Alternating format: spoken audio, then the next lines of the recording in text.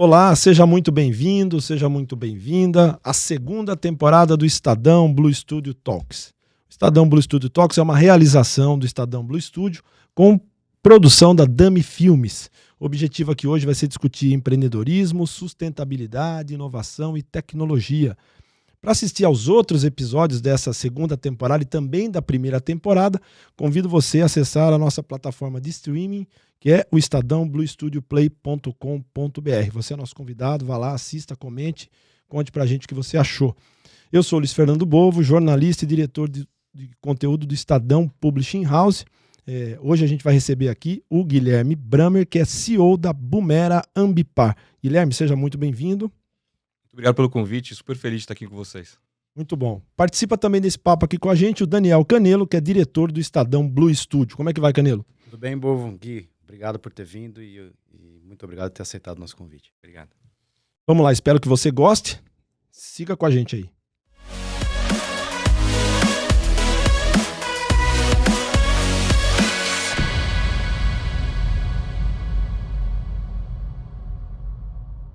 Guilherme Bramer, CEO da Bumera Ambipar. Guilherme, eu queria que você começasse contando pra gente aqui, até porque muita gente que vai assistir esse nosso podcast pode ser que não conheça o que a Bumera Ambipar faz. Conta pra gente.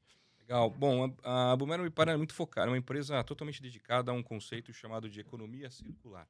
O que é o conceito de economia circular? É um modelo de negócio de repensar a forma da indústria, ou seja, repensar como fazer produtos, como fazer negócios, sem impactar ambientalmente e socialmente o mundo. Né? A gente, desde a Revolução Industrial, a gente foi treinado, nossos cérebros foram treinados para fazer um modelo linear, que a gente chama, ou seja, extrai recursos naturais, muitas vezes não renováveis, petróleo, minerais, entre outras coisas.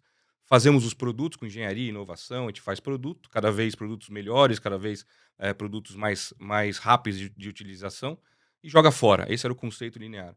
O que a Bumera Ambipar existe, na verdade o grupo Ambipar existe para fazer é repensar, ajudar as empresas a repensarem a fazer.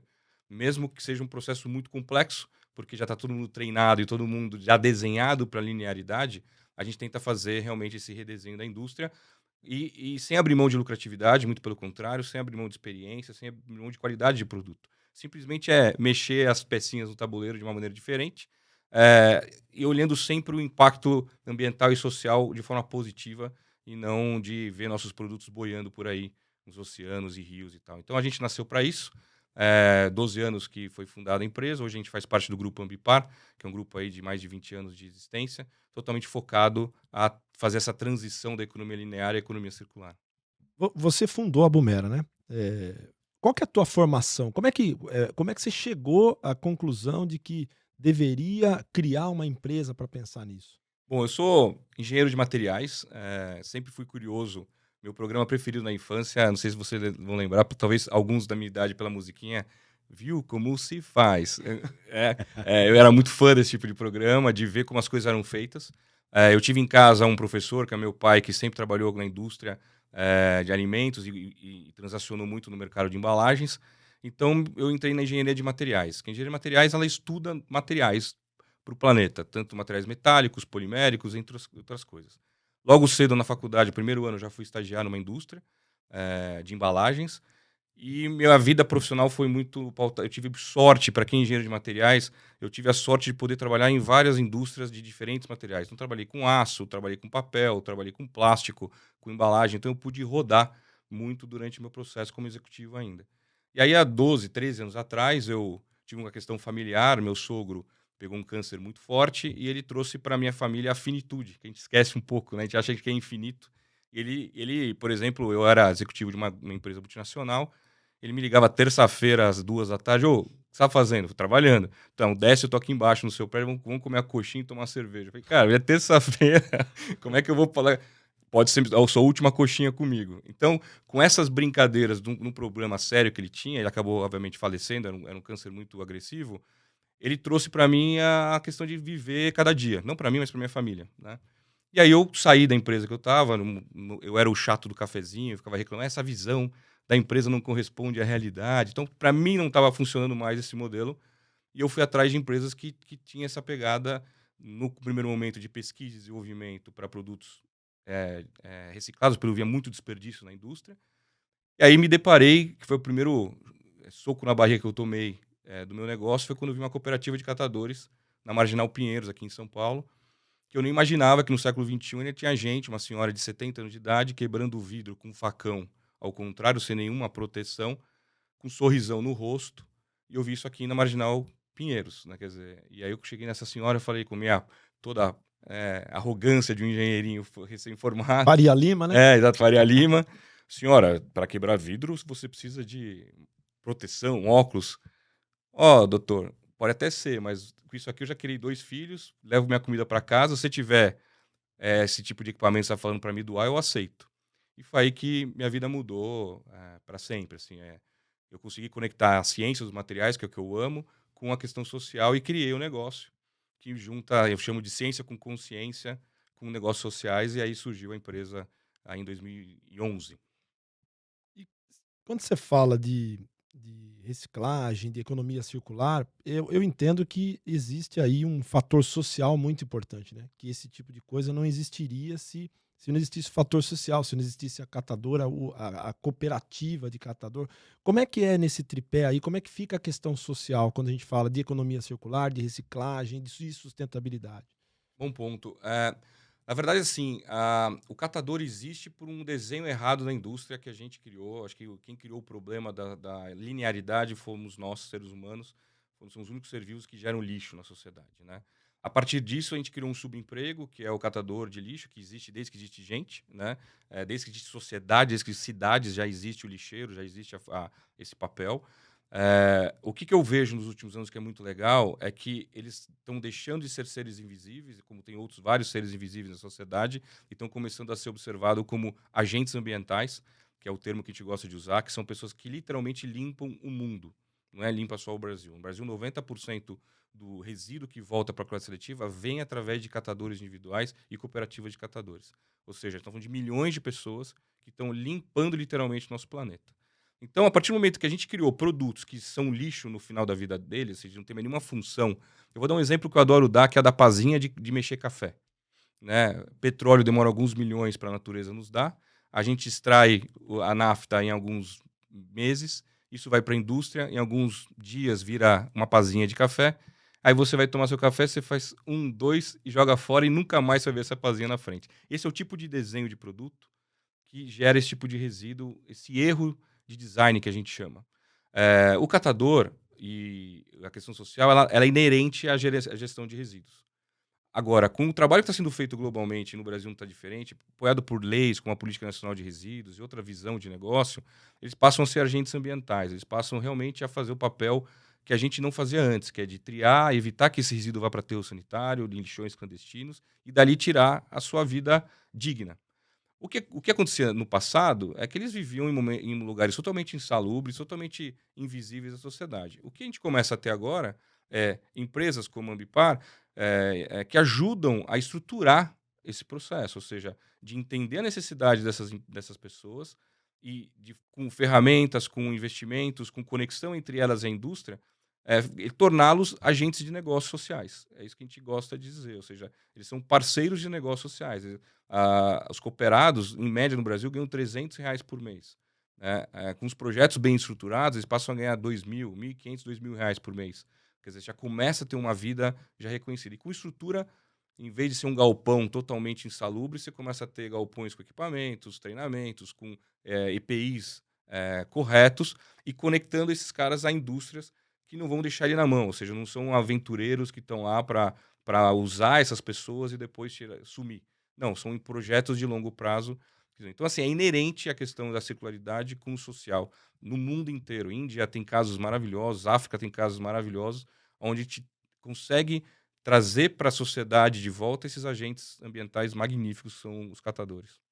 Você falou aí de alguns países, né? Pegando esse gancho, como é que está o Brasil hoje em comparação aos principais países mais avançados na questão da economia circular? Qual que é a posição do Brasil? Como é que você vê esse cenário? Legal, uma boa pergunta. A gente sempre gosta de trazer exemplos europeus e tal para comparar, mas assim, a gente tem que lembrar que o Brasil é um país continental. Cabem quantas Holandas aqui dentro, cabem quantas Franças aqui dentro, né? Então, por ser um país continental e complexo, né, o país, seus costumes de alimentação, de consumo são totalmente diferentes do norte, sudeste, nordeste. É bem, a complexidade aumenta num país como o nosso. A gente dá excelentes exemplos para o mundo, né? O alumínio, por exemplo, a latinha de alumínio não para, não chega nem a cair no chão. Quando você está tomando um refrigerante e vai jogar, tem alguém pegando, porque isso é negócio. A indústria do alumínio se desenhou inteira para viver da sucata. Isso é uma visão de circularidade, onde você desenha uma indústria já pensando na sua sucata para ela voltar para você. Outro exemplo que te dá no mundo é o papel. Papel e celulose. Além de ser fonte de reflorestamento, quase praticamente as grandes empresas todas, ou no Brasil praticamente todas, são com certificações de reflorestamento. O papel, o papelão do lado, a gente recicla mais de 80% no Brasil, né? O plástico, o PET, nós somos um dos grandes recicladores no mundo, só não recicla mais porque não volta mais, ou seja, acaba desviando no processo de logística. Isso é um grande problema para ser resolvido no Brasil. Só que o plástico tem suas complexidades, né? Tem vários tipos de plásticos. Às vezes o pessoal confunde, esse plástico é igual a esse. Não. O plástico da pazinha de café que eu falei é totalmente diferente do plástico da garrafa de refrigerante, que é diferente do plástico da embalagem de salgadinho e que é diferente do plástico da televisão. Então, essa complexidade no plástico é que está ganhando grande holofote no mundo e é onde a gente tenta endereçar bastante o nosso trabalho. Mas, assim, temos muito a evoluir, né? O Brasil só tem menos de 10% de coleta seletiva implementada. Você tem lugares que nem coleta tradicional temos no país ainda. Então, a gente tem um problema sério de logística e infraestrutura de coleta de resíduos que isso atrapalha a circularidade demais, porque isso acaba indo para lugares clandestinos, como lixões e aterros. A política nacional foi feita para tentar endereçar isso, mas tem muita coisa para se fazer, muito focada na logística reversa. Esse resíduo precisa voltar. Ele é reciclável. Só que se ele não volta, ele se perde e está enterrado em algum lugar, gerando seu churume, que é 21 vezes mais agressivo que um dióxido de carbono.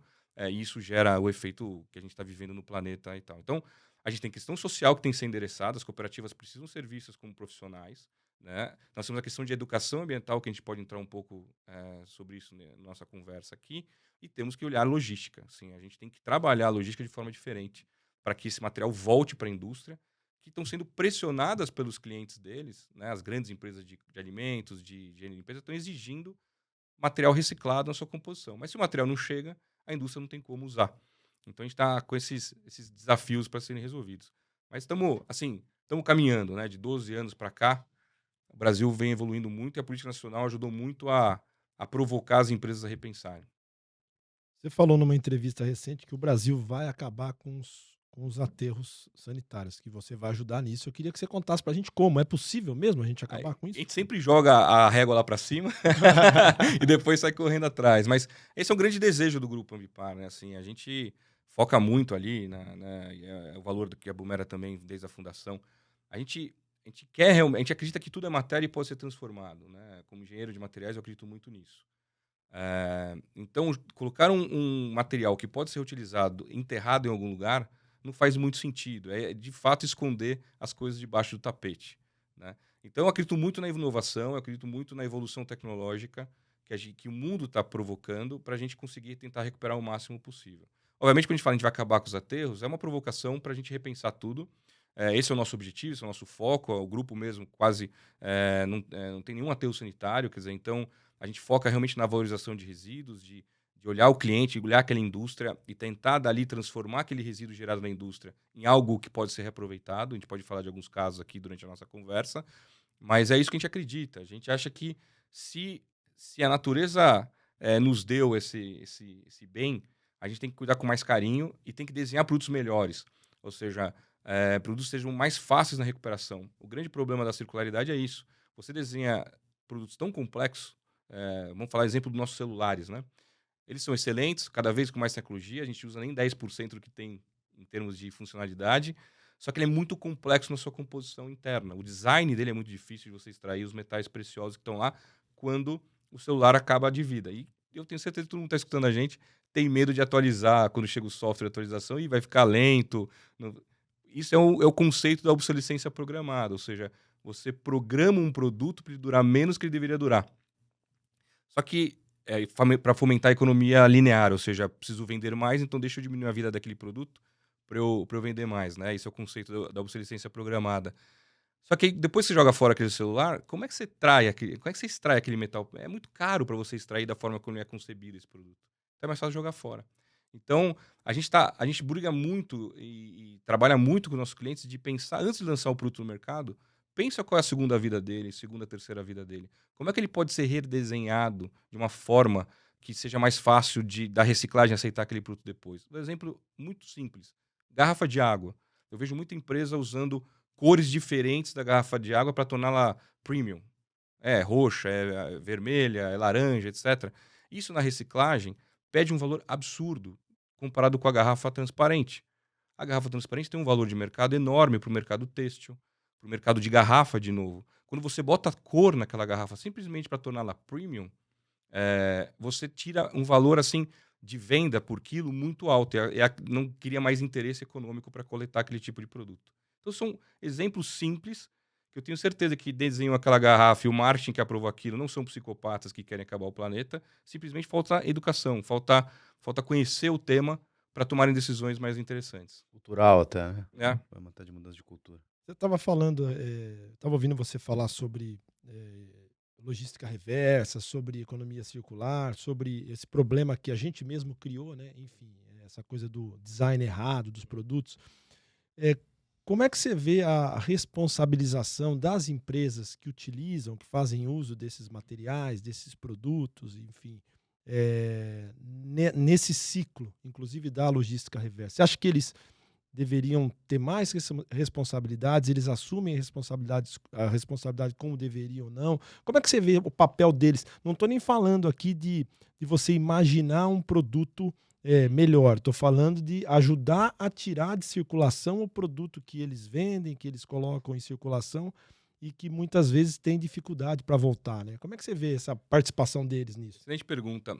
Mundialmente, o conceito de pressionar a indústria a ser responsável pela logística reversa no mundo inteiro vem ganhando muita força. A Política Nacional de Resíduos Sólidos no Brasil ela é desenhada mais ou menos dessa forma, onde todo mundo é corresponsável, inclusive nós como consumidores. Nós também passamos a ser responsáveis pela destinação do resíduo que a gente gera, por mais que a gente não saiba disso, mas nós somos também responsáveis. Isso está fazendo com que a indústria que vende produto, principalmente os produtos de curta vida, né, são produtos de limpeza, higiene pessoal, alimentos, eles estão repensando muito o modelo de negócio deles. Eles estão sendo pressionados não só pelos consumidores e pelas leis, mas pelos próprios investidores deles. Estão questionando, se você continuar sujando o planeta, se você continuar vendo embalagem sua boiando em oceano, eu vou tirar meu dinheiro da sua empresa. Então isso está começando a virar meta de executivo. Ou seja, quando vira meta executivo, a coisa começa a ganhar escala e começa a ganhar força. A questão lembra que aquele executivo, como a gente, foi treinado na linearidade. Nós aprendemos na faculdade que uma empresa de sucesso é aquela que vende muito produto sempre. Né? Então, com essa cabeça, como é que ele consegue executar uma demanda nova que aconteceu? Esse é o momento que a gente está de disrupção mesmo da circularidade. Ou seja, um executivo que foi treinado até aquele momento de vender, vender, vender, agora tem uma pressão, você tem que continuar vendendo, você continua dando lucro, mas agora você tem que limpar o que você sujou. Isso para o cara é uma coisa fora da curva, né? Nunca fez isso antes. E que é muito bom e tem muitas oportunidades de empresas, como a nossa e outras que estão surgindo, de ajudar esses executivos a executarem os projetos. Ajudar a executivo a desenharem novos produtos. Ajudar a executivo a criar ecossistemas de coleta. De criar programas de logística reversa, criar pontos de entrega voluntária para que os consumidores consigam levar aquele material depois de usado e desenhar produtos mais inteligentes. E não só produtos, a gente fica muito focado na reciclagem. Né? A economia circular transcende a reciclagem. A gente está falando de desenhos de modelos de negócio totalmente diferentes. Por que não transformar um produto num serviço? Vou dar alguns exemplos aqui, eu posso dar agora, inclusive. Vamos lá. Por exemplo, o pessoal que deve conhecer aquele filtro onde você aluga o filtro e não compra o filtro de água. Esse é um desenho totalmente pautado em economia circular que a empresa nem sabia que era no passado. Eles criaram aquilo para criar um serviço de aluguel de filtro e acertaram na mosca na circularidade. E vou dar uns exemplos por quê. Não foi simplesmente criar uma área de serviços de aluguel de filtro nessa empresa. Ela teve que redesenhar todo o filtro, porque o filtro tradicional são filtros que quebram mais fácil quando você compra. Quem não tem um filtro em casa que dá 6 meses, tem que trocar o filtro, quebrou a pazinha, aí você vai arrumar, não vale a pena arrumar. De barro, né, tradicional. O de barro, nunca, né? que é maravilhoso, inclusive. A aguinha tem um gostinho diferente. Mas o filtro tradicional que é comprado no varejo, ele quebra muito fácil, ele quebra mais fácil. Esse filtro que você aluga, ele não quebra. Eu tenho lá na nossa empresa há mais de 12 anos, ele nunca troquei o filtro. Vem, a cada 6 meses vem um rapaz fazer a manutenção e tal. Então, quando você... E o que você quer no fato? Você quer vender um filtro ou você quer matar a sede do seu cliente? Esse que é a grande sacada da circularidade. Qual é o job to be done? Qual a tarefa a ser cumprida daquele seu produto na sociedade? No caso deles, é matar sua sede com água boa. A partir do momento que eles acertaram na mosca o que eles querem fazer e criaram um sistema de aluguel de filtro, você muda todo o seu modelo de negócio. Você ganha dinheiro no aluguel, não mais na venda. A partir do momento que você ganha de aluguel, se seu filtro quebrar muito, a sua margem do serviço cai. Então você passa a fazer filtro que durem muito mais. Essa é a lógica da circularidade. Outro exemplo, nada a ver, que acho que ninguém nunca viu. A Rolls-Royce, marca famosa, faz, além de carros, turbinas de avião. Ele começa agora a cobrar por potência utilizada em voo, não mais vendendo a turbina. Então eles botam a turbina no avião e te cobram por, esse voo usou tanto de potência, está aqui o seu custo desse voo. Michelin, não dos restaurantes, mas dos pneus, criou uma Michelin Solution, que é uma empresa que cobra quilômetro rodado dos clientes dele, não mais o pneu. E aí fala, puta, isso é simples, né? Não, você tem que fazer um pneu que dura muito mais do que o tradicional. Porque quanto mais durar, mais margem você tem naquele cliente. Então, são esses modelos que ajudam a gente a repensar. Você não abrir mão de qualidades, pelo contrário, você melhorou a qualidade do seu produto, você atendeu o que o seu cliente realmente quer. Eu não acredito que você acordou de manhã e falou assim, eu quero ter um filtro. Não, você não é um sonho de consumo ter um filtro. Você quer ter água potável na sua casa, no seu escritório. Né? E aí, com isso, você acertou na mosca o seu tipo de modelo de negócio e você vai ganhar dinheiro tão quanto você ganha, talvez até mais, vendendo o produto. Só que você tem um desenho de modelo de negócio menos impactante ambientalmente, porque aquele filtro quebrado não vai parar em algum lugar perdido por aí, porque ele não quebra nunca, ele é um filtro para durar muito. Então esse é um pouco da discussão que a gente está tendo mundialmente aí, como é que redesenha tudo. Muito legal. Acho que isso implica também uma mudança de mindset, né, desses profissionais e uma mudança cultural e tal. Como é que você avalia isso? Ou seja, a gente meio que foi moldado, né, nossa geração, a ser linear, né? Produzir, consumir e jogar fora, como Perfeito. você colocou. E a gente vem a nova geração aí já com uma outra perspectiva de mundo, né? Tava em off comentando sobre meu filhinho de 3 anos que se vê um lixo na rua, pergunta quem é que jogou aquilo, né? Um papel ou algo do tipo.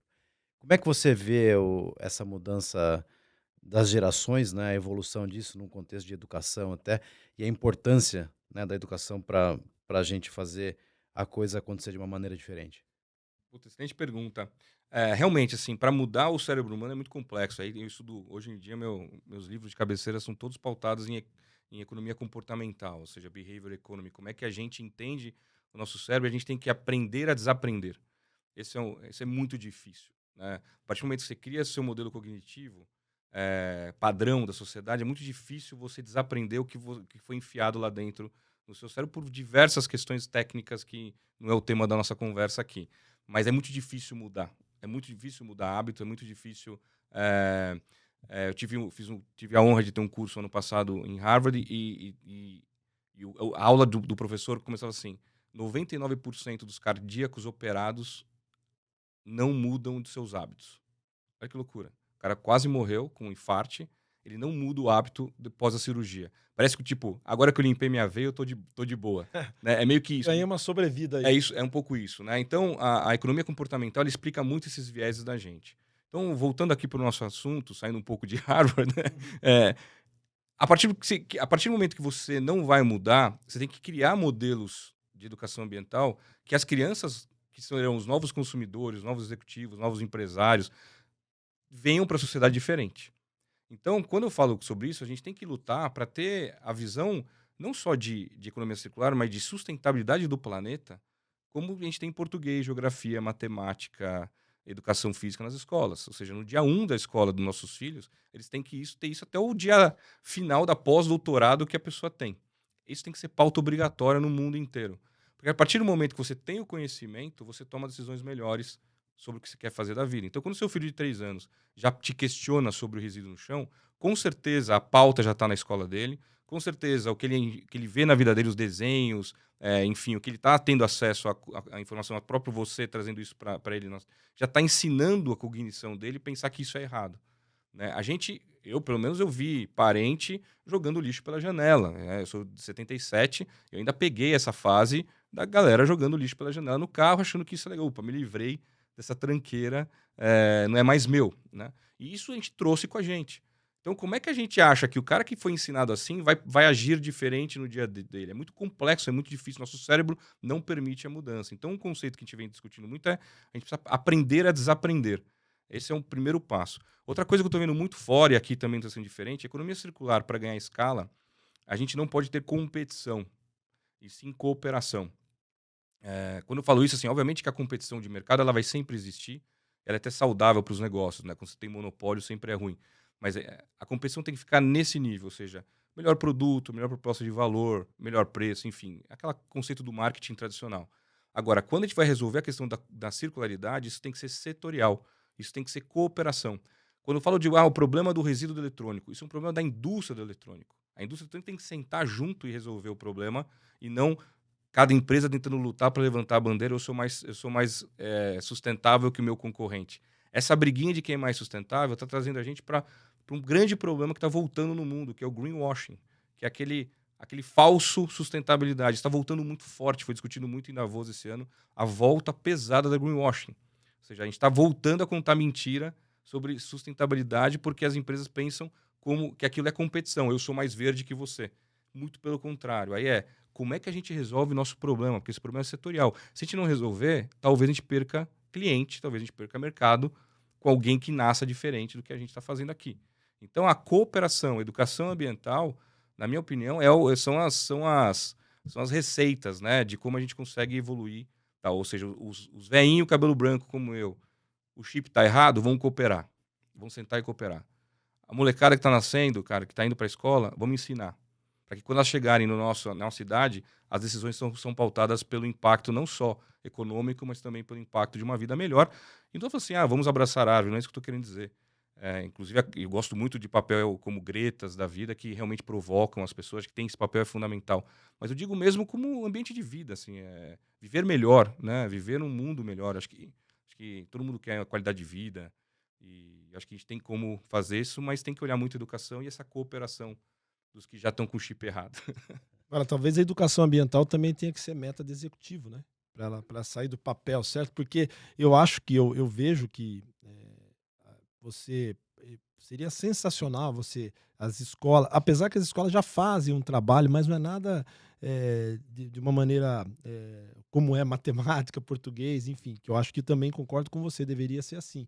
Mas aí também não tem um pouco do trabalho das empresas que estão desse lado aqui, ajudar nessa coisa de educação ambiental. Parece que muitas empresas imaginam que isso não é o meu papel, e aí esse papel passa a ser de uma empresa como a Bumerangue Ambipar, por exemplo, que faz isso. As empresas não tinham que estar junto nesse espírito de cooperação que você está falando? Ela tem que estar junto obrigatoriamente, não só por vontade, mas por leis. O mundo inteiro está saindo leis agressivas para a indústria, para realmente resolver o problema de impacto ambiental e social que eles estão gerando. Só que elas não vão fazer isso sozinhos. É impossível achar que eles vão resolver. Como eu falei, eles ainda são medidos pela lucratividade do negócio que ainda está desenhado para um modelo circular. A gente está no momento de transição dessa indústria. Ela ainda não aconteceu. Você imagina uma empresa de alimentos global que está em quase 90% dos lares, 99% dos lares mundiais, da noite para o dia, fala assim, agora eu faço diferente. É muito difícil, né? O ecossistema tem que tá todo mundo junto. Então, o governo com novas políticas, incentivando o uso de outros tipos de materiais para as embalagens, para os produtos em si. Quer dizer, tem que ter incentivo para a circularidade acontecer. O Brasil tem zero de incentivo nesse sentido. As cooperativas têm que ser fomentadas. A coleta seletiva no Brasil tem que ampliar. Nós, como consumidores, precisamos ter mecanismos que nos auxiliem a fazer parte desse jogo. Ninguém quer ver seu lixo jogado em algum canto. Só que também, minha vida é muito complexa hoje em dia. Tem que levar filho, tem que estudar, pagar conta de casa, etc. Ainda tenho que fazer cambalhota para entregar o resíduo em algum lugar. Quer dizer, como é que eu consigo criar um ecossistema que a coisa se encaixe? Mas, sem dúvida nenhuma, o principal papel é da indústria que está colocando produtos no mercado e que sempre colocou sem a preocupação da pós-vida. Eu me preocupo em colocar um bom produto, bem posicionado no mercado, e tomara que eu vendo muito, mas depois que eu vendi, já não é mais meu problema. É por isso que a política nacional fala de corresponsabilização. Todo mundo da sociedade tem corresponsabilidade para a coisa acontecer. E a indústria, obviamente, vai começar a ser taxada. Se você não demonstrar que você está recuperando X% que você bota no mercado, hoje são 20%, vai aumentar para 40%, depois 70%, em locais corretos, que não aterros sanitários e lixões, você vai ser penalizado com multas. As empresas vão ser penalizadas com multas, vão tirar licença ambiental para trabalhar. Então, o cerco está sendo fechado e agora todo mundo tem que realmente fazer o projeto acontecer em alta escala. E quais são os setores que você Eu ia vê... perguntar exatamente isso. Boa. Que setores que você vê que estão mais avançados aí, né? Ó, eu tô vendo muito mercado de eletrônicos se mexendo bastante. Tem muita conversa e muitos projetos para que os produtos sejam desenhados de uma maneira mais inteligente para facilitar o trabalho. Mercado de consumo como um todo, né? Então, alimentos, higiene e limpeza, cosméticos, todos já estão agindo já faz alguns anos, desde a política nacional foi sancionada há 12 anos atrás. Todos eles têm projetos no Brasil para fomentar logística reversa e reciclagem. E todas essas empresas estão anunciando compromissos globais para serem carbono neutro e usar material de fonte mais inteligente. A indústria automotiva também, já há algum tempo, já vem falando sobre isso, de usar peças com material reciclado, emissões mais baixas, indo para carros híbridos. Então, você tem um movimento forte para isso. A indústria pesada ainda falta. Assim, a indústria pesada que está atrás desse pessoal de consumo, acham que é a responsabilidade do pessoal de consumo. Então, eu vejo uma necessidade da indústria base entender que eles também têm um papel muito importante na cadeia. E aí, nos últimos 2, 3 anos, que o cerco começou a apertar com a política nacional, eu vejo essa indústria querendo entender mais os projetos e estando mais presente com os clientes deles para, estamos aqui também para ajudar a resolver, vamos sentar e vamos conversar. Então, o movimento é positivo, por mais que está vivendo uma crise econômica global, eu não vejo essa pauta saindo por exemplo, de Davos, que eu tive lá em janeiro. Essa pauta não sai, foi muito discutido a questão da crise econômica esse ano, mas circularidade teve painéis gigantes, né, para ver como implementa, a neutralização de carbono, idem, né, a descarbonização da sociedade também é pauta, ainda mais onde a crise econômica foi a principal pauta desse ano no Fórum Econômico. Mas essas duas pautas, descarbonização e economia circular, tiveram espaço enorme lá dentro. Então, mostra a importância que a indústria precisa dar para esse novo momento que a gente está vivendo disso. A cozinha está mais aberta de todo mundo, né? As marcas estão boiando, assim, e um blogueiro que vê uma coisa boa e tira uma foto, são milhões de views que as ações de uma empresa podem ser afetadas com algum problema desse. Então, não é mais aquele negócio que fica velado, que ninguém fala para ninguém. Hoje, cara, assim, a rede social abriu a cozinha de todo mundo. Então essa preocupação tá virando preocupação. Aí veio aquele momento, o que eu faço então? E agora os projetos estão começando a sair do papel. E essa geração nova, né, que tá chegando aí, enfim, é uma geração que parece mais consciente para essa coisa ambiental, para a educação ambiental, já vem com o chipzinho instalado ali, como a gente comentou aqui, e vira decisão de compra, né? Muitas vezes, quando eles vão às compras, essa preocupação que a gente estava citando, eles levam em conta na hora de consumir. Você acha que essa pressão desse novo consumidor e desse novo consumidor mudando muitas vezes a mentalidade do antigo consumidor, que são os pais, que são os parentes, você acha que isso também ajuda e favorece com que as indústrias, que a indústria caminhe mais nesse sentido? Não? Sem dúvida nenhuma. As pesquisas estão mostrando de padrão de consumo, todo mundo está apontando que quer um produto mais sustentável, e a partir do momento que fica mais claro o que é sustentável e o que não é sustentável, uma coisa é você querer e não saber o que é. Hoje está muito mais fácil, você tem aplicativos no mundo inteiro onde você tira a foto do QR Code do produto e ali fala toda a sua pegada ambiental e social daquele produto hoje em dia. Você tem muitas soluções nesse sentido. E aí a decisão de compra, obviamente, o preço sempre vai estar em pauta, né? Todo mundo tem a sua cesta, né, que você consegue aguentar. Mas se você tiver preços equivalentes, um produto mais sustentável, as opções já estão indo para a sustentabilidade. E não é à toa que as empresas... eu acabei de voltar numa feira de Alemanha, maior feira de embalagem do mundo. Eu posso garantir que 99% dos estandes estavam falando de sustentabilidade, carbono neutro, reciclabilidade, produtos mais sustentáveis e tal. Quer dizer, se a maior feira de embalagem do mundo, quase 100%, assim, eu não falo 100% porque deve ter algum louco que não quis falar, mas todos os estandes, são 13 pavilhões, gigante, uma feira que você consegue visitar com menos de 4 dias. Todos falando de sustentabilidade, mostra a importância que isso está tomando, né? A Feira do Plástico também, no ano passado, na Alemanha, também, só se falava sobre isso. E hoje é o grande telhado de vidro. Telhado de vidro é o plástico. Então, assim, o pessoal está se mexendo, o pessoal está realmente se mexendo, porque não tem só pressão de fundo de investimento, não tem só pressão de leis. O consumidor está mais exigente, ele está querendo impactar menos também. Então, se você tem um negócio que é bom, preço acessível e mais sustentável, eu vou por essa opção. Isso, não sei o que estou falando, tem várias pesquisas que falam do padrão de consumo que vem mudando. Tal. E outra coisa que está pegando não é só a questão ecológica, é a questão social também. Quanto essa marca está valorizando o social daquela região. Eles estão afetando de forma nociva os fornecedores locais, eles estão fomentando o comércio local. Isso começa coisa que não era discutida. Imagina que você ia comprar, sei lá, um chocolate, você quer saber a origem do cacau.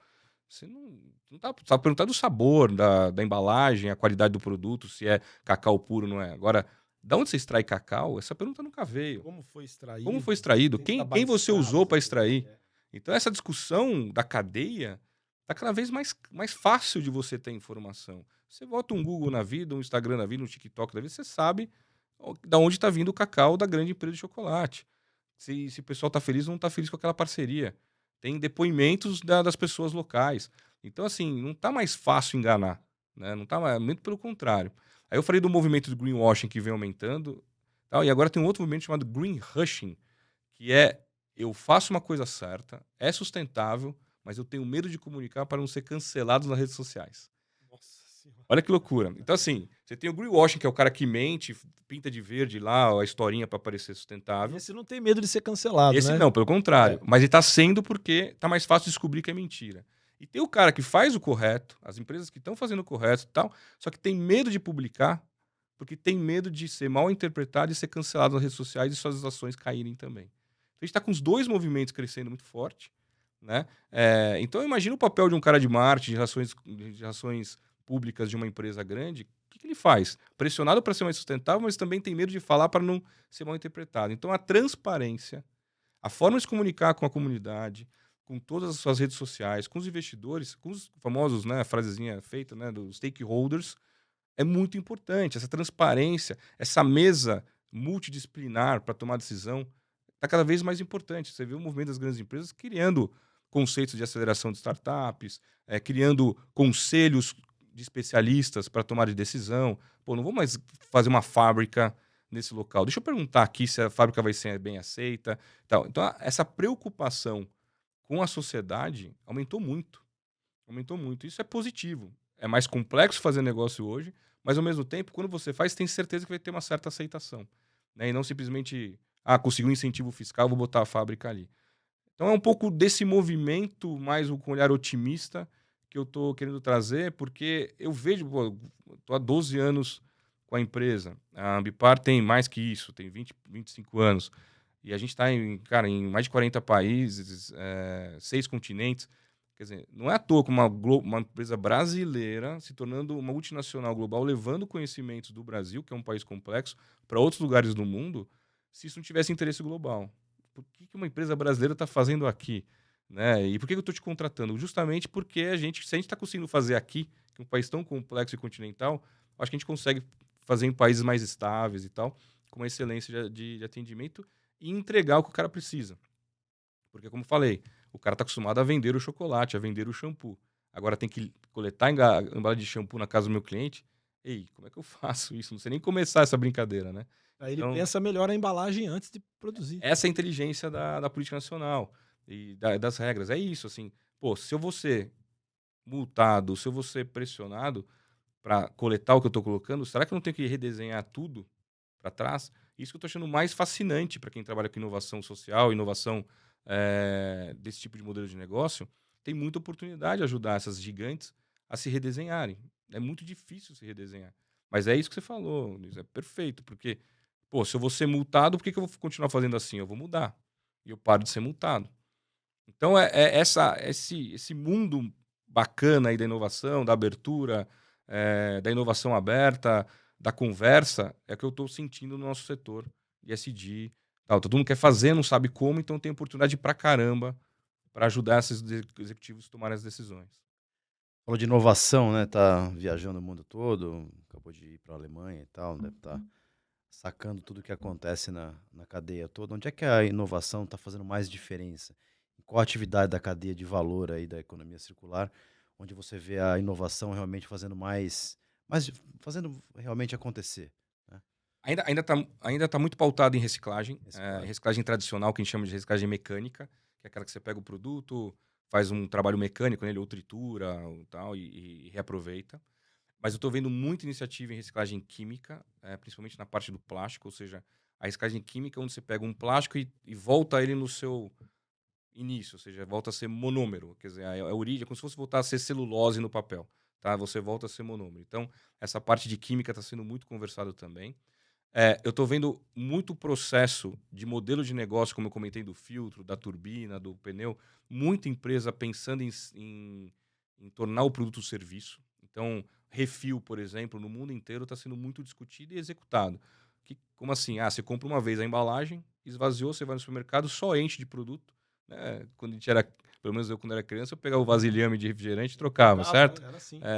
Isso está voltando fortemente, refil começa a voltar. No Brasil, infelizmente, isso é muito complexo, porque tem restrições muito fortes de refilagem via Anvisa e tal. É muito complexo o pessoal de higiene e limpeza, que lá no Chile, aqui bem pertinho da gente, já está muito forte a questão de refil. No Brasil ainda é proibido, então a gente tem algumas restrições de lei aqui para usar refil, mas eu vejo esse modelo de negócio sendo repensado. Assim, por que eu vou levar uma embalagem toda vez que eu vou usar um detergente, sendo que aquela embalagem que eu acabei de usar está perfeita? Né? E você embute nisso tecnologia. Tem hoje tampinhas que estão sendo desenvolvidas em Israel, que ela avisa quando a embalagem está esvaziando e te manda um aviso no aplicativo. Ó, o seu detergente líquido está acabando, está na hora de encher. Né? Então você já manda preciso encher, já vem o carrinho na rua ali, já enche para você. Então você coloca a tecnologia digital com esse conceito novo de consumo, tá vindo coisas boas para o mundo para isso. Então eu vejo muito nessa linha. Difícil falar que país está sendo mais circular que o outro. É muito fácil falar que os países nórdicos são mais circulares que os outros, porque é um bairro, quase um bairro de São Paulo, um país desse. É mais fácil você controlar, é mais fácil você educar. Né? Não que eles não estão fazendo certo, eu super admiro os países, só que é difícil você trazer essa comparação para um país como o nosso, super continental, sem acesso a muita coisa, nem a parte de higiene pessoal você tem muitas vezes no Brasil, né? De saneamento básico, é difícil fazer a comparação com países europeus. Mas é um pouco nisso, assim, é mudança de embalagem, mudança de matéria-prima, modelo de negócio.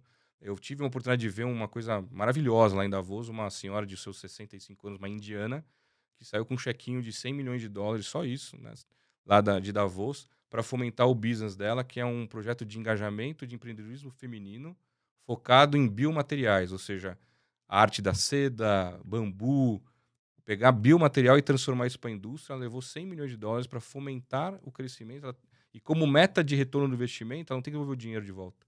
Ela devolve em 2 milhões de empregos em 15 anos, crédito de carbono e que X milhões de faturamento na empresa dela. Ou seja, o dinheiro é um dinheiro for grant, como chama, é um dinheiro sem devolução, mas que bilionários se juntaram na Inglaterra, é um fundo inglês focado na Índia, para que um projeto de materiais biológicos com empreendedorismo feminino cresça naquele país. Então, como esse exemplo, tem milhares de outros exemplos e o Brasil está mal representado lá fora. Ele tem muito dinheiro disponível para social business, principalmente, que são esses bilionários que querem devolver para a sociedade um pouco do que eles ganharam. E assim, eu não conhecia esse ecossistema, tive a oportunidade de conhecer 2 anos atrás, mas é tipo isso mesmo. Vamos jogar golfe, tudo bem, você tem um bi aí, tem um bi aí, você tem um bi também? Beleza, juntamos, criamos um fundo de 15 bi para ajudar o mundo, que para ele não mudou nada a vida dele, que ele continua com 100 bis. Fica com a consciência mais tranquila. E o que falta da gente é projeto. Literalmente, é chegar lá em ambientes como esse e falar assim, ó, tem um projeto aqui no Brasil que eu vou gerar X milhões de empregos e que eu preciso de tanto de capital para expandir.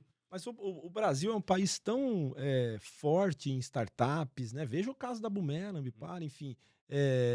Tá faltando um pensamento para isso, ou seja, os negócios virarem para isso. A gente, de repente, tem muita startup olhando para o outro lado, tal. Ou falta mesmo que as startups comunicarem, procurarem esse dinheiro que está aí dando sopa? Assim, eu concordo contigo, o Brasil tem muita startup, tem muito cara criativo, criativa é diferente de inovação, né? Inovação eu chamo de dinheiro novo, criatividade é aquela ideia bacana que você teve que talvez não ganhe, talvez dê certo, talvez não. Mas eu sinto nós brasileiros mal preparados para esse ecossistema de captação. Né? A gente está muito na linha ainda de tentar achar um tio rico, de achar uma empresa XPTO. Cara, assim, tem Pouco profissional, é isso? eu fui 2 vezes para Davos, as 2 vezes fui mal preparado em termos de que levar para mostrar, né? Você pega os colegas indianos, que geralmente a gente vai em 30 pessoas convidadas lá pela Fundação Schwab, que é a fundação que olha o social business no mundo.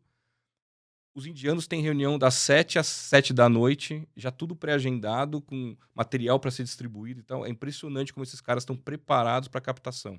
E países orientais, idem, China, Singapura, os caras estão prontos para captação. O ecossistema de inovação do Brasil não está pronto para captar. O modelo de captação é muito o modelo tradicional, do tipo fundos de investimento que querem tirar um grande percentual do seu negócio, pagar pouco, um monte de cláusula jurídica que praticamente você vira funcionário daquele fundo de investimento. E lá não, é capital de risco mesmo, são esses bilionários que querem melhorar o mundo. Obviamente você tem que cumprir várias coisas, não estou falando que tá o dinheiro e some, não. Você tem que cumprir várias coisas, mas é um dinheiro que está faltando projeto. Os caras, eu tenho grana, só que não chega projeto. Então, acho que a gente precisa realmente ter mais escolas que ensinem isso, ter mais escolas que ensinem esse ecossistema de buscar esse capital para fomentar o Brasil. Não adianta a gente se acreditar que o governo vai fazer milagre. Nenhum governo vai fazer milagre, independente de governo que seja. Não vai fazer milagre para o ecossistema de inovação. O ecossistema de inovação, o próprio nome diz, ele é um ecossistema, ele precisa estar interligado, ele precisa ter conexões. Ele precisa estar pronto para um momento importante. Tipo agora, o professor Klaus Schwab esteve no Brasil semana passada, que é o fundador do Fórum Econômico, para algumas conversas, e um grupo de pessoas esteve com ele. É uma oportunidade de ouro. Você está na frente do cara que fundou o Fórum Econômico, conhece todos os presidentes de empresa, todos os presidentes de países. Você está com um cara desse. E tinham 20 pessoas só no evento, pouco articulados, assim, no sentido de que mostrar, que case mostrar. Teve que ficar pincelando ali na plateia. Quem tem case para contar pro professor Klaus? Coisa que eu não vejo quando eu vejo uma pessoa da África, uma pessoa da Índia, uma pessoa do Oriente, quando está na frente de uma pessoa como essa. O cara está pronto para conversar com uma pessoa como essa. Então, acho que nós, brasileiros, precisamos aprender com isso. A gente precisa realmente estar pronto para essa captação, pronto para esse storytelling, essa narrativa, né? Uma coisa que fala muito lá fora é a narrativa. Qual a narrativa que você tem para chamar para ação, para o call to action? Cara, adorei, eu quero estar com você. A gente tem que treinar, isso é treino, né? Isso é treino. O modelo atual hoje está muito pautado em aceleradoras, que te botam numa sala, você tem 5 minutos para convencer o executivo da empresa. Cara, isso é muito cansativo. Vai investir, vai ficar com uma boa parte do seu negócio. É muito cansativo para o empreendedor. O cara tá lá se ferrando, literalmente, né? Vendendo o almoço para pagar a janta. Aí o cara dá 5 minutinhos para você convencer um alto executivo da empresa que nem tem o poder de te dar dinheiro. Ele não é o dono, ele é um executivo.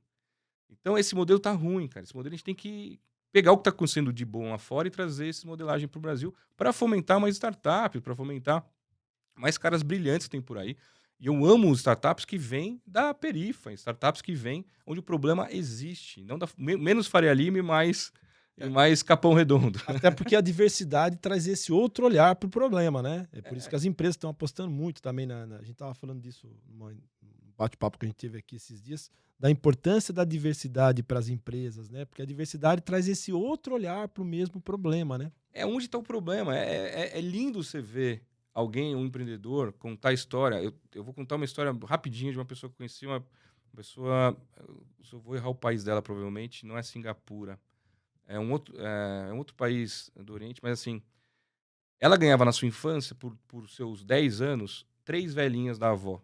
3 velas de Natal. Era a única coisa que ela ganhava no ano dela, que era para ela poder estudar à noite. Ela trabalhava o dia inteiro na roça, aí para estudar, a avó dela davam 3 velas para ela. Tal. Bom, com essa história super, né, triste, vamos dizer assim, ela criou uma empresa que ela ensina hoje mais de, acho que são 20 milhões de pessoas, com um aplicativo que ela criou em mais de 50 línguas, que a NASA fomenta o trabalho dela. Quer dizer, então ela viveu isso. Ela estudou com 3 velas por ano, e hoje ela ensina mais de 20 milhões de crianças que não têm a mesma dificuldade que ela, que não tem acesso à escola, a se alfabetizar em 50 línguas, que a NASA está botando dinheiro nela para trabalhar. Então, são histórias riquíssimas que tem no mundo. E eu tenho certeza que o Brasil deve ter milhões dessas histórias que a gente não dá oportunidade para essas pessoas que estão na perifa a mostrar isso. As reais dificuldades, cara. A gente é privilegiado, a gente tem um banheiro, a gente tem um chuveiro quente. E quem não tem? Como é que a gente escuta esse cara e dá voz e ajuda a estruturar esse cara a virar um empreendedor? Né? Ele vai gerar emprego, ele conhece o problema a fundo. O grande legal de uma startup não é você ser apaixonado pela sua solução. É você ser apaixonado pelo problema que você vive. Porque se você é apaixonado pela solução, você vai ficar refém dela eternamente. Agora, se você é apaixonado pelo seu problema, você vira um especialista do problema. E aí você está aberto a novas soluções. Pô, você imagina um cara que viveu um lugar que não tem saneamento básico e criar uma empresa sobre saneamento básico. Imagina que esse cara conhece do problema. Falta o quê? Acesso a empresas que investam nesse cara de verdade. Não para esfolar ele, mas para ajudar o cara realmente a desenvolver, que dê mecanismos, que dê treinamento, que dê equipe para esse cara virar um grande empresário no futuro. Acho que a gente tem um potencial gigante no Brasil para esse tipo de empreendedorismo. Temos que acreditar nisso, né? E eu vejo isso muito lá fora acontecendo. Eu acho que a gente está um pouco para trás nisso. Como é que a gente destrava isso? Se a gente está muito para trás desses exemplos que você apontou, quais são os caminhos? O que a gente precisa fazer? Eu vejo muita gente jogando culpa no governo geral, né? Eu não estou aqui para falar de governo, mas assim, eu acho que as indústrias que têm soluções têm que olhar mais com carinho para essas áreas de grande vulnerabilidade social. Ali tem muita solução que muitas vezes as empresas não estão enxergando. É dali que eu acredito muito nessa inovação reversa. Então, por exemplo, a Ambipar trabalha com gestão de resíduos. A gente hoje tem um projeto super legal de cápsulas lá, que a gente pega cápsulas usadas da indústria farmacêutica que não foram para o mercado. Aí a gente criou um condicionador de solo que é oriundo de resíduos de papeleira. Isso a gente adiciona dentro dessa cápsula que não ia para o mercado, coloca sementes, que quem gera sementes para a gente são povos indígenas, né, que fornecem essas sementes de árvores para a gente. Já reflorestamos aí milhões de árvores no Brasil e nossa meta é ampliar cada vez mais isso através de drones. A gente vai para áreas que estão desmatadas e a gente escolhe que mata faz mais sentido para aquela região, enche de cápsula, cápsulas de colágeno que é absorvida pelo solo, e você replanta numa função híbrida usando gente daquela região para ajudar a gente que tipo de mata faz sentido ali. Então, quando você olha a solução, trouxe tecnologia da indústria, mas também foi perguntar para os moradores daquela região que tipo de mata faz sentido, que eles estão sentindo falta depois que nós destruímos aquela região, né? Nós, que eu digo, sociedade, né? E aí a inovação acontece de uma maneira muito rápida. A gente está falando de milhões de árvores já reflorestadas com esse modelo. Então quando você traz para a mesa da inovação indústria, bancos que têm capital, os inovadores locais e tecnologia, a inovação é muito rápida. A gente tem um projeto de coleta de fraldas sujas em creches, que também, caramba, fralda suja, 3% no mundo do lixo é fraldas absorventes. 3% do lixo no mundo. Cara, a gente desenvolveu uma solução tecnológica dentro da faculdade, da universidade, com alunos de universidade, que consegue esterilizar esse produto. Agora a gente está fomentando a coleta em creches. Esse material volta, a gente descontamina e vira, por exemplo, cadeiras e banquinhos escolares para a escola pública. Coisa que era fralda suja, começa a virar produto de volta para a sociedade. Onde nasceu? Com cooperativa que vai fazer a coleta, a escola que deixou a gente coletar, o cientista jovem que está estudando na escola, faculdade, que trouxe o TCC dele para a gente trabalhar junto, professores, gênios que estão dentro da faculdade, que não escrevem mais porque perderam o interesse de escrever papel científico, porque ninguém lê, ou a patente fica engavetada dentro da universidade. A gente tenta desengavetar essas patentes dos professores, e a inovação acontece muito rápido. Ela acontece, tá todo mundo contribuindo com o seu papel, a inovação ela é muito rápida. Então, acho que a velocidade vai estar aí. As empresas estando mais abertas a essas inovações abertas, pararem de achar que as inovações só vão nascer dos seus laboratórios. Isso não é uma verdade. Esse conceito de só nascer dentro de casa não é verdade. E começar a fomentar esses ecossistemas de confiança, mas com atores diferentes na mesa. Achar que o governo tem que escrever leis que fomente, sim, é o papel dele, a gente tem que cobrar. Mas, cara, eu cansei um pouco de esperar governo. Acho que a gente tem que ir mais agir mesmo e criar esses polos de inovação pelo Brasil. Porque, de novo, quero insistir, dinheiro tem no mundo, cara. Falta projeto chegar nesses caras com dinheiro porque o dinheiro vem. Pelo que a gente está falando aqui, eu vejo um tripé, né? Tripé que é uma perna o social, né? A educação ambiental e uma perna aqui a tecnologia. Pelo que estou entendendo, tem um papel importantíssimo nisso tudo, né? A tecnologia, ela fomenta a inovação, né? Então, assim, isso é uma coisa que a gente valoriza muito dentro do grupo. A gente tem laboratório próprio de desenvolvimento. A gente tem dois tipos de lixo, né? Tem o lixo biológico e o lixo tecnológico, né? O tecnológico é o que a gente falou, do plástico, do papel e tal. Depois que virou produto, ele vira um lixo tecnológico, você tem que achar soluções para isso. E tem o lixo biológico, que é o resto da papeleira, da indústria farmacêutica, indústria alimentícia, que também tem que achar solução. A gente investiu muito forte em laboratório interno, então a gente tem essa conexão tanto de tecnologia internamente, com várias conexões com universidades. A gente adora estar conectado com faculdade, como falei. Tem cientistas brilhantes que são professores dentro da universidade que perdem o interesse de exercitar seu conhecimento porque tudo que desenvolve fica engavetado em algum lugar. Agora, a partir do momento que você pega cientista, você vê o brilho nos olhos deles de voltar, cara, você conhece tudo de esterilização. E eu preciso de um cara que é fera em esterilização para ajudar, ser mentor desse aluno, que eu estou bancando o TCC dele, e tem uma indústria querendo achar uma solução para a fralda suja. Então, junto o seu conhecimento como mentor desse aluno, esse aluno ganha uma bolsa para fazer a faculdade dele, e você resolve o problema dessa indústria que é emergencial. E eu fico no meio dessa história. Então, a tecnologia, inovação é um processo social, muito mais tecnológico. Você tem que contar a sua história para alguém melhor que você, para que você entre no jogo e faça junto comigo. A gente sofre muito de tecnologia no Brasil, inovação, por falta de confiança. Né? Países com baixo nível de confiança são os que menos inovam. Né? Por que os países nórdicos são inovadores? Né? Porque existe uma relação de confiança muito alta. Pode estudar, tem vários estudos sobre isso. Como nós brasileiros não confiamos uns nos outros, uma série de questões, corrupção, bom, tudo que a gente vive no Brasil, nosso nível de inovação é baixo. Então todo mundo quer fazer dentro de casa, não conta para ninguém. E se falar, o outro vai saber. E não é assim que a inovação acontece. Inovação é um processo totalmente social. Eu nasço com meia ideia. O resto é de pessoas que vão complementar essa ideia. Colaboração, né? E é um processo, né? É um processo. Falou. A inovação não é do dia para a noite, é um processo. Exatamente. Então, todas as inovações que estão surgindo dentro do grupo, no MIPAR, é totalmente social. Você tem obviamente, nossos cientistas, só que tem o cliente, você tem o possível mercado que a gente vai vender, você tem faculdade, senta todo mundo na mesa, cada um com seu papel e a inovação acontece. Esse é o modelo de fomento e aceleração da tecnologia. O MIT faz isso, todos os polos de inovação do mundo têm esse processo. Eu tive a oportunidade de conhecer o Media Lab do MIT. Cara, para resolver um problema de câncer que eles estavam resolvendo, eu tive essa oportunidade de ver essa aula.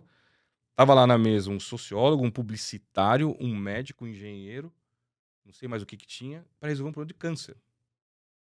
Quer dizer, não era só um médico, um biomédico e um engenheiro de sei lá do quê. Não, tinha sociólogo, psicólogo, publicitário. Todo mundo para olhar aquele problema complexo e resolver, porque só a cabeça do médico e do biomédico não resolve.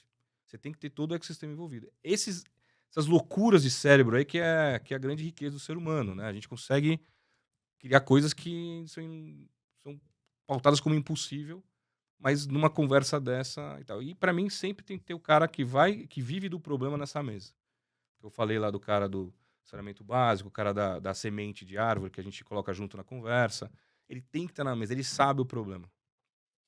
Bom, eu queria encerrar aqui falando de uma coisa legal, que é a Boomera entrou no ranking mundial de principais instituições de impacto ambiental.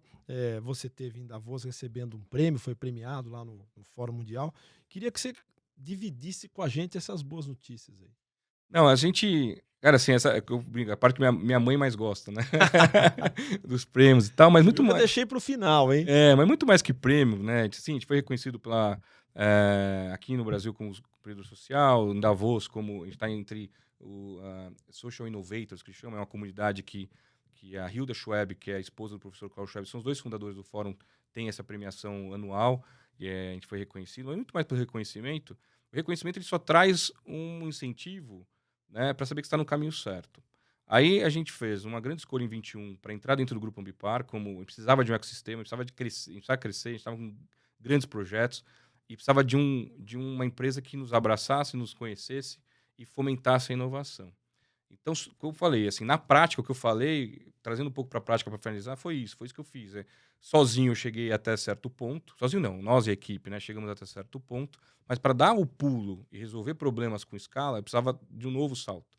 E aí, quando a Ambipar fez o IPO em 20, ela começou um processo de M&A, né, de merge acquisition super agressivo. A gente foi aí, acho que o terceiro ou quarto a entrar nesse pool. E, cara, foi maravilhoso no sentido de crescimento, porque você tem capital com mesmos valores de empresa, né, acesso a capital e acesso a mercado. E aí a inovação, ela flui, ela é muito rápida, realmente um estopim.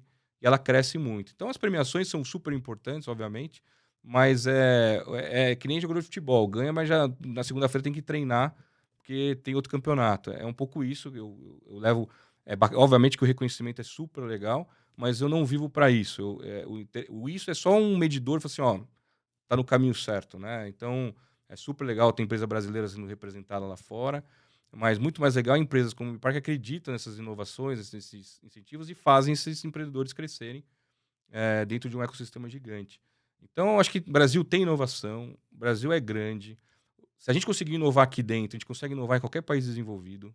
Né? A tecnologia brasileira que a gente está desenvolvendo dentro do grupo está conseguindo transcender o mundo. É meter a cara e acreditar que o Brasil é tão bom quanto qualquer outro país e que o brasileiro não desiste nunca, literalmente. Muito bom. Guilherme, muito obrigado pela sua presença aqui, pelo excelente papo. Acho que foi uma aula para a gente aqui, né? Muito obrigado. Não, eu fico muito feliz com essa conversa, de poder contar um pouco da nossa história para um público que está interessado. Deixo super à disposição também. Depois a gente deixa aí como é que entra em contato com a gente. Vai ser um prazer trocar ideia. Digo, nesse mercado tudo é novo. Então, qualquer contribuição, qualquer troca de ideia sempre é saudável. E agradeço muito o convite, parabéns pelo projeto. É super legal compartilhar ideias pelo mundo afora e dali virar um grande fomento de inovação no Brasil. Valeu, muito Gui, bom. Muito legal. A gente conversou aqui com Guilherme Bramer, que é CEO da Boomera Ambipar. Esse é o Estadão Blue Studio Talks. Nós estamos na segunda temporada. Você pode assistir nas principais plataformas ou no nosso serviço de streaming, que é o estadãobluestudioplay.com.br. Até a próxima. Obrigado.